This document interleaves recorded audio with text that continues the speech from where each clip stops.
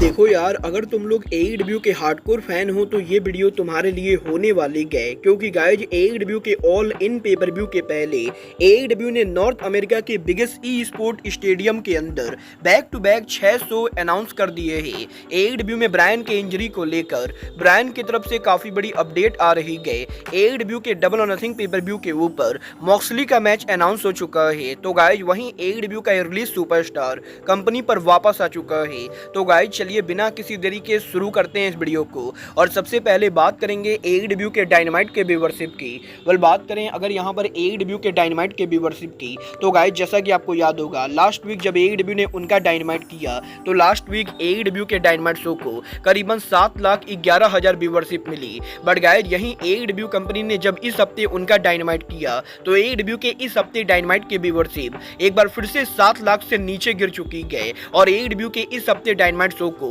मात्र यहां पर 6,72,000 लोगों ने देखा है, जो कि इस साल की एईडब्ल्यू की लोएस्ट व्यूअरशिप है। और गाइस यहां पर एईडब्ल्यू के इस हफ्ते का डायनामाइट शो व्यूअरशिप के मामले में काफी बड़ा फ्लॉप शो रहा है। वेल गाइस वैसे तो एईडब्ल्यू का इस हफ्ते का डायनामाइट शो मुझे पर्सनली काफी ज्यादा बढ़िया लगा था, बट गाइस क्योंकि यहां पर लोगों ने काफी कम देखा है तो ये कहना बिल्कुल भी गलत नहीं होगा कि एईडब्ल्यू के इस हफ्ते का डायनामाइट शो व्यूअरशिप के मामले में फ्लॉप रहा है। वेल यहीं एईडब्ल्यू के व्यूअरशिप के डाउन जाने के बाद रेसलिंग ऑब्जर्वर डेव मेल्जर की तरफ से इस हफ्ते डायनामाइट के रेटिंग को लेकर एक काफी इंटरेस्टिंग अपडेट सामने आ रही है, जहां पर डेव मेल्जर का ये कहना है कि इस हफ्ते ना कि एईडब्ल्यू की व्यूअरशिप गिरी गए बल्कि डब्ल्यूडब्ल्यूई के मंडे नाइट रॉ को पिछले 5 महीनों में लोएस्ट व्यूअरशिप मिली गए। तो वहीं डब्ल्यूडब्ल्यूई का एनएक्सटी शो भी व्यूअरशिप के मामले में इस हफ्ते बुरी तरह से फ्लॉप रहा है। और गाइस क्योंकि इस हफ्ते एनएचएल और एनबीए दोनों के प्लेऑफ हो रहे थे तो इसीलिए जितने भी रेसलिंग शो थे उन सभी शो की व्यूअरशिप गिरी गए। बट गाइस यहाँ पर मेल्जर के हिसाब से एईडब्ल्यू के व्यूअरशिप गिरने के बाद भी डेमोग्राफी फिगर के अंदर एईडब्ल्यू का डायनामाइट शो इस हफ्ते नंबर 6 रैंक पर था, जो कि टीएनटी नेटवर्क के लिए बहुत ही बड़ी बात है। मतलब ये तो आने वाला टाइम बताएगा कि इस हफ्ते डब्ल्यूडब्ल्यूई और एईडब्ल्यू दोनों के व्यूअरशिप गिरने के बाद अगले हफ्ते इन दोनों कंपनीज की व्यूअरशिप कैसी होती है। बट गाइस चलिए फिलहाल आगे बढ़ते हैं और बात करते हैं एईडब्ल्यू में क्रिस्टोफर डेनियल के फ्यूचर की। वेल गाइस ये बात तो हम सभी लोगों को मालूम है, एईडब्ल्यू के इस हफ्ते वेडनेसडे नाइट डायनामाइट शो के ऊपर द यंग बक्स ने डेनियल्स को एईडब्ल्यू से फायर कर दिया। और यहीं एईडब्ल्यू के स्टोरी लाइन के अंदर यंग बक्स के डेनियल्स को फायर करने के बाद अब एईडब्ल्यू के ऑफिशियल वेबसाइट के ऊपर भी एईडब्ल्यू ने डेनियल्स को रिमूव कर दिया है। और बेसिकली एईडब्ल्यू कंपनी लोगों को यह दिखा रही है कि डेनियल्स यहां पर सच में एईडब्ल्यू से फायर्ड हो चुके हैं। वेल देखना बहुत ही दिलचस्प होने वाला है कि क्रिस्टोफर डेनियल एईडब्ल्यू के ऊपर अब उनका रिटर्न कवर कैसे करते गए। बट गाइस जहां तक बात रही एईडब्ल्यू में रिटर्न होने की, तो गाइस यहीं एईडब्ल्यू के अंदर ब्रायन डेनियल्सन के रिटर्न होने के बाद ब्रायन ने फाइनली यहां पर उनके इंजरी सिचुएशन को लेकर बात की गई,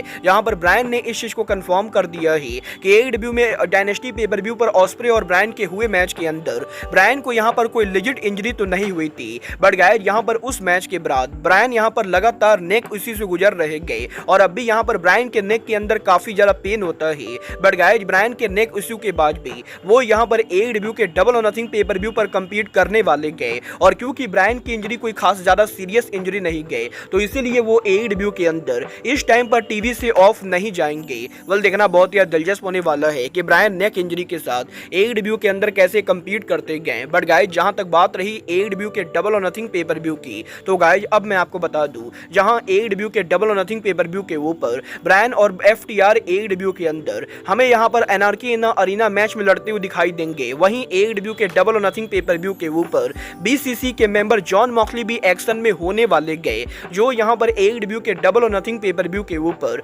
एनजेपीडब्ल्यू के आईडब्ल्यूजीपी वर्ल्ड टाइटल के एलिमिनेटर मैच में कंपीट करते हुए दिखाई देंगे। और इस हफ्ते डायनामाइट के ओपनिंग के ऊपर कोनोशुके ताकेशिता के मॉक्सली पर अटैक करने के बाद टोनी खान ने आज ये ऑफिशियली अनाउंस कर दिया है कि एईडब्ल्यू के डबल और नथिंग पेपर व्यू के ऊपर हमें यहां पर मॉक्सली और ताकेशिता के बीच में आईडब्ल्यूजीपी वर्ल्ड चैंपियनशिप एलिमिनेटर मैच देखने को मिलेगा। और बेसिकली अगर यहां पर इस मैच के अंदर एईडब्ल्यू के डबल और नथिंग पेपर व्यू पर ताकेशिता मॉक्सली को बीट कर देते गए तो उन्हें यहां पर फ्यूचर में आईडब्ल्यूजीपी वर्ल्ड चैंपियनशिप के चैलेंज करने का मौका मिलेगा। वेल देखना बहुत ही दिलचस्प होने वाला है एईडब्ल्यू के डबल और नथिंग पेपर व्यू के ऊपर मॉक्सली यहां पर आईडब्ल्यूजीपी वर्ल्ड चैंपियनशिप के एलिमिनेटर मैच के अंदर कोनोशुके ताकेशिता को बीट कर पाते हैं या नहीं। बट गाइस चलिए फिलहाल आगे बढ़ते और बात करते हैं एईडब्ल्यू के रिलीज रेसलर के कंपनी पर रिटर्न होने की। वेल गाइस बात करें अगर यहां पर एईडब्ल्यू के रिलीज रेसलर की, तो गाइस अब मैं आपको बता दूं आज से करीबन 1 महीने पहले एईडब्ल्यू AEW के 10 से भी ज्यादा लोगों को कंपनी से बाहर करने के बाद अब उनमें से एक नाम आज AEW के कोलिजन के टीवी टैपिंग के ऊपर AEW के ऊपर रिटर्न कर चुका है और ये नाम और कोई नहीं बल्कि एंथोनी हेनरी गए। वेल गाइस, ये बात तो मैंने आपको ऑलरेडी बताई गई कि एक महीने पहले एंथोनी हेनरी के कंपनी से फायर्ड होने के बाद टोनी खान ने खुद उनके इंटरव्यू में ये कंफर्म किया था कि वो यहाँ पर एंथोनी हेनरी के इंजरी के ठीक होने के बाद उन्हें यहाँ पर कंपनी के ऊपर वापस लाएंगे। और गाइस, यही कल AEW के डायनामाइट के लाइव जाने के बाद जब यहाँ पर सेम अरीना के अंदर AEW ने इस हफ्ते का कोलिजन का टीवी टैपिंग किया तो गाइस AEW कोलिजन के टीवी टैपिंग के बाद ROH के टीवी टैपिंग के ऊपर एंथोनी हेनरी AEW के शो पर उनका रिटर्न करते गए और वो यहाँ पर ROH के टीवी टैपिंग के ऊपर वर्क हॉर्समैन के मेंबर जेरी ड्रेक के साथ टीम अप करते गए, जहां पर हेनरी के रिटर्न मैच के अंदर वो यहाँ पर ROH के ऊपर मैच को जीत भी जाते गए। वेल, देखना बहुत ही दिलचस्प होने वाला है कि एंथोनी हेनरी के AEW और ROH में वापस आने के बाद टोनी खान इस बार हेनरी को कैसे बुक करते गए। बट गाइस, जहां तक बात रही बुक करने की, तो गाइस जैसा कि हम सभी लोगों को मालूम है AEW और WWE अमेरिका की वो दो बड़ी कंपनी गए जो यहाँ पर उनके वीकली शो को अमेरिका के डिफरेंट अरीना के अंदर होल्ड करती गए और AEW कंपनी आज के टाइम के ऊपर वीकली बेसिस पर उनके डायनामाइट और कोलिजन शो को अलग अलग अरीना से लाइव ब्रॉडकास्ट करती गए। बट गाइस, अब यहाँ पर AEW कंपनी ने आज यहाँ पर उनके अपकमिंग कोलिजन शो के टेपिंग को लेकर एक बड़ी अनाउंसमेंट कर दी। वेल गाइस, AEW कंपनी ने ये कंफर्म कर दिया है कि 25 अगस्त को इस साल AEW के वेम्बले स्टेडियम में ऑल इन पेपर व्यू से पहले AEW कंपनी जो 5 वीकली कोलिजन ब्रॉडकास्ट करेगी वो यहाँ पर अमेरिका के डिफरेंट अरीना में ना होके बल्कि सेम अरीना से होने वाले गए। और आप लोग ये सुनकर शॉक होने वाले हो कि AEW कंपनी 25 अगस्त को वेम्बले स्टेडियम के अंदर ऑल इन पेपर व्यू से पहले 20 जुलाई के AEW कोलिजन शो से लेकर AEW के ऑल इन पेपर व्यू के go home edition collision show तक सारे शो को यहाँ पर एक ही अरीना से ब्रॉडकास्ट करेगी। और ये अरीना कोई ऐसा वैसा अरीना ना होके बल्कि ई स्पोर्ट स्टेडियम पे। वेल गाइस, AEW कंपनी ने ये कंफर्म कर दिया है कि वो यहाँ पर नॉर्थ अमेरिका की बिगेस्ट ई स्पोर्ट स्टेडियम के अंदर यहाँ पर उनके 5 कोलिजन शो को back to back same stadium के अंदर हेल्ड करेंगे। और बात करें अगर यहाँ पर इस ई स्पोर्ट स्टेडियम की, तो गाइस जिस ई स्पोर्ट स्टेडियम के अंदर AEW कंपनी उनके 5 कोलिजन को ले जा रही है वो यहाँ पर टेक्सास का ई स्पोर्ट स्टेडियम है, जहाँ पर AEW कंपनी ने ये अनाउंस कर दिया है कि टेक्सास के ऑर्लिंगटन सिटी के अंदर AEW कंपनी वो पहली प्रो रेसलिंग कंपनी बनने वाली है जो यहाँ पर बड़े ब्रांड होने के बाद भी ई स्पोर्ट स्टेडियम के अंदर उनका डेब्यू करेगी। और इस स्टेडियम के अंदर ना कि AEW कंपनी उनके 5 back to back collision broadcast करेगी बल्कि इस स्टेडियम के अंदर AEW कंपनी ROH का death before dishonour pay per view broadcast करने वाली है। और बात करें इन शो के डेट की, तो अब मैं आपको बता दूं AEW कंपनी 20 जुलाई को उनका पहला कोलिजन ई स्पोर्ट स्टेडियम में करेगी, जिसके बाद की 26 जुलाई को ऊपर ROH रेसलिंग उनका death before dishonour pay per view इस अरीना में करेगी। इसके बाद 27 जुलाई के ऊपर AEW कंपनी उनके कोलिजन शो को इस अरीना में करेगी।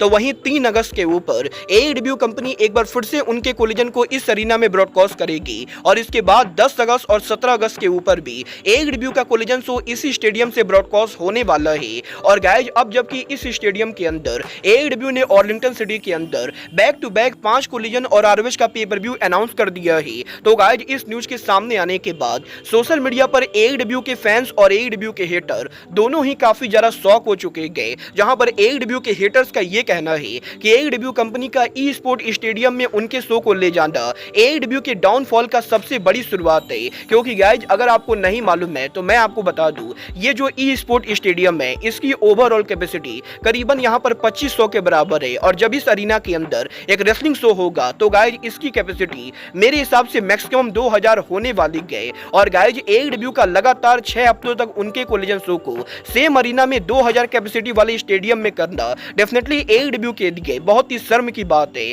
और इसीलिए यहाँ पर AEW के हेटर्स ये मानते गए कि AEW कंपनी को अब ये पता चल चुका है कि वो बड़े अरीना फिल नहीं कर सकती गए और इसीलिए वो यहाँ पर ई स्पोर्ट स्टेडियम के अंदर उनके शो को करने जा रहे गए। तो गाइस, वहीं AEW के फैंस का ये मानना है कि AEW कंपनी यहाँ पर ई स्पोर्ट स्टेडियम के अंदर उनके शो को करके काफी सारा पैसा बचाने वाली गए। वेल, अब मैं आपको ये रियल रीजन बताना चाहूंगा कि AEW कंपनी आखिर यहाँ पर ऑर्लिंगटन में ई स्पोर्ट स्टेडियम के अंदर उनके शो को क्यों ले जा रही गए। वेल गाइस, ये बात तो हम सभी लोगों को मालूम है कि WWE और AEW जब उनके वीकली शो को करते गए तो गाइस WWE और AEW के शो को करने के लिए वीकली बेसिस पर दोनों कंपनीज का काफी पैसा खर्च करती गए, जहां पर WWE एक वीकली शो को करने के लिए लगभग $1 मिलियन खर्च करती गए, तो वहीं AEW कंपनी उनके एक डायनामाइट या कोलिजन को करने के लिए लगभग $6 लाख खर्च करते गए। बट गाइस यहां पर AEW कंपनी जब यहां पर ऑर्लिंगटन सिटी के अंदर उनके बैक टू बैक 5 कोलिजन और ROH के death before dishonour pay per view को